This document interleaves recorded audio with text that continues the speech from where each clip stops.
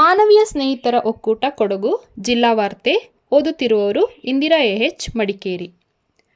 Athletic federation of India ವತಿಯಿಂದ ಮೈಸೂರಿನ ಚಾಮುಂಡಿ ವಿಹಾರ ಕ್ರೀಡಾಂಗಣದಲ್ಲಿ ನಡೆದ 44ನೇ ರಾಷ್ಟ್ರೀಯ ಅಥ್ಲೆಟಿಕ್ಸ್ ಸ್ಪರ್ಧೆಯಲ್ಲಿ ಗುಡ್ಡೆಹೊಸೂರಿನ ಐಮುಡಿಯಂಡ ಶೈಲಾ ಕುಶಾಲಪ್ಪ 2 ಚಿನ್ನ ಮತ್ತು ಬೆಳ್ಳಿ ಪದಕ ಪಡೆಯುವ ಮೂಲಕ ಅಂತಾರಾಷ್ಟ್ರೀಯ ಮಟ್ಟದಲ್ಲಿ ಭಾಗವಹಿಸುವ ಅರ್ಹತೆ ಗಳಿಸಿದ್ದಾರೆ.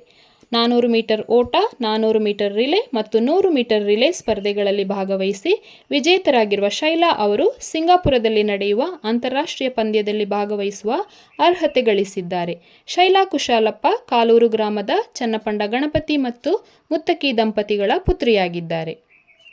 ಕೊಡಗು ಜಿಲ್ಲಾ ಕನ್ನಡ ಸಾಹಿತ್ಯ ಪರಿಷತ್ತಿನ ವತಿಯಿಂದ ಮಡಿಕೇರಿ ನಗರದ ಕನ್ನಡ ಸಾಹಿತ್ಯ ಪರಿಷತ್ತಿನ ಕಚೇರಿ ಆವರಣದಲ್ಲಿ ಸೋಮವಾರ ಏರ್ಪಡಿಸಿದ್ದ ಕನ್ನಡ ಸಾಹಿತ್ಯ ಪರಿಷತ್ತಿನ 111ನೇ ಸಂಸ್ಥಾಪನಾ ದಿನವನ್ನು ಆಚರಿಸಲಾಯಿತು.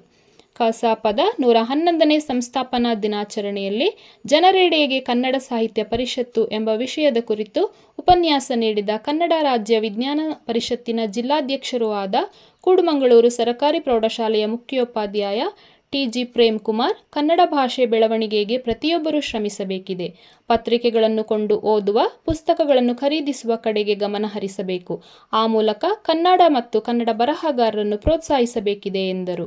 ಕನ್ನಡ ಭಾಷೆಯ ಅಸ್ಮಿತೆಯ ಪ್ರತೀಕವಾದ ನಾಡಿನ ಸರಕಾರಿ ಕನ್ನಡ ಶಾಲೆಗಳನ್ನು ಮುಚ್ಚದಂತೆ ಅವುಗಳನ್ನು ಉಳಿಸಿ ಪುನಶ್ಚೇತನಗೊಳಿಸುವ ದಿಸೆಯಲ್ಲಿ ಜನಾಂದೋಲನ ನಡೆಸಲು ಶ್ರಮಿಸುವ ಅಗತ್ಯವಿದೆ. ಈ ದಿಸೆಯಲ್ಲಿ ಕನ್ನಡ ಸಾಹಿತ್ಯ ಪರಿಷತ್ತಿನೊಂದಿಗೆ ಕನ್ನಡ ಪರ ಸಂಘಟನೆಗಳು ಕೈಜೋಡಿಸಬೇಕಿದೆ ಎಂದು ಟಿ.ಜಿ. ಪ್ರೇಮ್ಕುಮಾರ್ ಹೇಳಿದರು.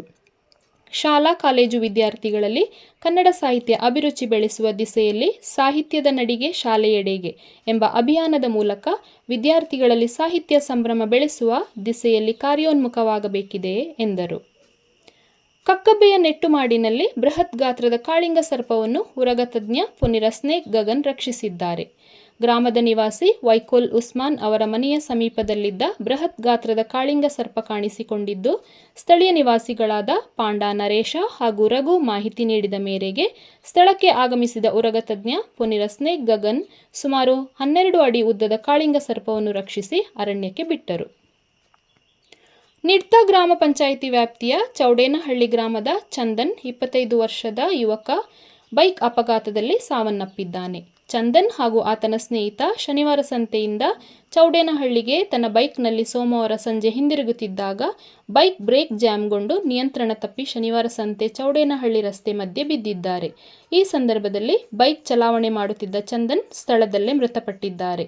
ಶನಿವಾರ ಸಂತೆ ಪೊಲೀಸ್ ಠಾಣೆಯಲ್ಲಿ ಪ್ರಕರಣ ದಾಖಲಾಗಿದೆ.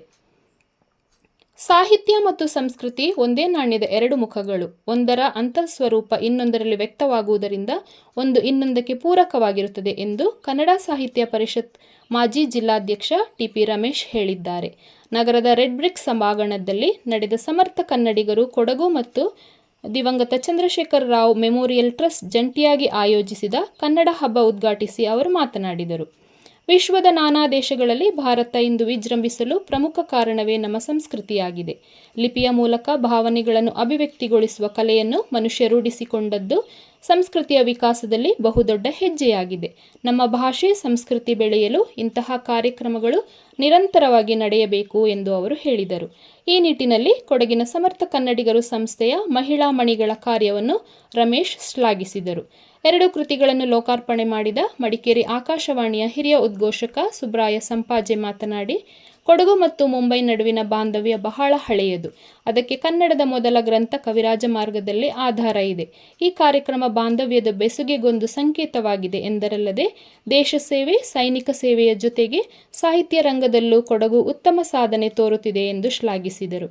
ಹಿರಿಯ ಲೇಖಕ ಕಿಗ್ಗಾಲು ಗಿರೀಶ್ ಅವರ ಕೆಲವು ರಚನೆಗಳನ್ನು ಸುಬ್ರಾಯ ಸಂಪಾಜೆ ಗಮಕ ರೂಪದಲ್ಲಿ ಹಾಡಿದರು. ಶನಿವಾರ ಸಂತೆ 66/33/11 ಕೆವಿ ವಿದ್ಯುತ್ ವಿತರಣಾ ಕೇಂದ್ರದ ಶನಿವಾರ ಸಂತೆ ಶಾಖಾ ವ್ಯಾಪ್ತಿಯಲ್ಲಿ ಫೀಡರ್ ನಿರ್ವಹಣೆ ಕಾಮಗಾರಿಗಳನ್ನು ಕೈಗೊಳ್ಳಬೇಕಿರುವುದರಿಂದ ಈ ಕೇಂದ್ರದಿಂದ ಹೊರಹೊಮ್ಮುವ F1 ಹಂಡ್ಲಿ ಮಾರ್ಗದಲ್ಲಿ ಮೇ 7 ಬುಧವಾರದಂದು ಬೆಳಿಗ್ಗೆ 10ರಿಂದ ಸಂಜೆ 4 ಗಂಟೆಯವರೆಗೆ ವಿದ್ಯುತ್ ಸರಬರಾಜು ಸ್ಥಗಿತಗೊಳಿಸಲಾಗುವುದು. ಆದ್ದರಿಂದ ಬೆಳ್ಳಾರಳ್ಳಿ, ಸಂಪಿಗೆದಾಳು, ಕಿತ್ತೂರು, ಮಣಗಲಿ, ಮೂದ್ರವಳ್ಳಿ, ದುಂಡಳ್ಳಿ, ಬಿಳಹ, ಬೆಂಬಳೂರು ಹಾಗೂ ಸುತ್ತಮುತ್ತಲಿನ ಪ್ರದೇಶದಲ್ಲಿ ವಿದ್ಯುತ್ ಸರಬರಾಜಿನಲ್ಲಿ ವ್ಯತ್ಯಯವಾಗಲಿದೆ. ಸಾರ್ವಜನಿಕರು ಸಹಕರಿಸುವಂತೆ ಚಾಮುಂಡೇಶ್ವರಿ ವಿದ್ಯುತ್ ಸರಬರಾಜು ನಿಗಮ ಕಾರ್ಯ ಮತ್ತು ಪಾಲನೆ ವಿಭಾಗದ ಕಾರ್ಯನಿರ್ವಾಹಕ ಎಂಜಿನಿಯರ್ ಅವರು ಕೋರಿದ್ದಾರೆ. ಮನಸ್ಸಿಗೆ ಒತ್ತಡ ಉಂಟಾದಾಗ ಕ್ರೀಡೆ ಹಾಗೂ ಯೋಗಾಭ್ಯಾಸಗಳಿಂದ ನೆಮ್ಮದಿ ದೊರಕುತ್ತದೆ ಎಂದು ಒಲಿಂಪಿಯನ್ ಚೆಪ್ಪುಡಿರ ಪೂಣಚ್ಚ ಹೇಳಿದರು. ವಾಂಡರರ್ಸ್ ಸ್ಪೋರ್ಟ್ಸ್ ಕ್ಲಬ್ ವತಿಯಿಂದ ದಿವಂಗತ ಸಿ.ವಿ. ಶಂಕರ್ ಅವರ ಸ್ಮರಣಾರ್ಥ ಜನರಲ್ ತಿಮ್ಮಯ್ಯ ಕ್ರೀಡಾಂಗಣದಲ್ಲಿ 1 ತಿಂಗಳುಗಳ ಕಾಲ ನಡೆದ ಉಚಿತ ಬೇಸಿಗೆ ಶಿಬಿರದ ಸಮಾರೋಪ ಸಮಾರಂಭದಲ್ಲಿ ಮುಖ್ಯ ಅತಿಥಿಯಾಗಿ ಪಾಲ್ಗೊಂಡು ಅವರು ಮಾತನಾಡಿದರು. ಕೊಡಗು ಜಿಲ್ಲೆ ಸೇನೆ ಹಾಗೂ ಕ್ರೀಡೆಗೆ ಹೆಸರುವಾಸಿ, ಅದರಲ್ಲೂ ಹಾಕಿ ಜಿಲ್ಲೆಯಲ್ಲಿ ಹೆಸರುವಾಸಿಯಾಗಿದೆ. ತಾನೂ ಕೂಡ ಇದೇ ಮೈದಾನದಲ್ಲಿ ಆಡಿ ಬೆಳೆದು ಕ್ರೀಡಾ ಶಾಲೆಗೆ ಸೇರಿ ಈ ರೀತಿಯ ಸಾಧನೆ ಮಾಡಲು ಸಹಕಾರಿಯಾಗಿದೆ. ಗುರುಗಳಾದ ಸಿ.ವಿ. ಶಂಕರ್ ಅವರು 120ಕ್ಕೂ ಅಧಿಕ ಮಂದಿ ಅಂತಾರಾಷ್ಟ್ರೀಯ ಆಟಗಾರರನ್ನು ತಯಾರು ಮಾಡಿದ್ದು ಅವರಿಗೆ ನಾವೆಲ್ಲರೂ ಋಣಿಯಾಗಿರಬೇಕೆಂದರು. ಇಲ್ಲಿಗೆ ಇಂದಿನ ಜಿಲ್ಲಾ ವಾರ್ತೆ ಮುಕ್ತಾಯವಾಯಿತು. ನಮಸ್ಕಾರ.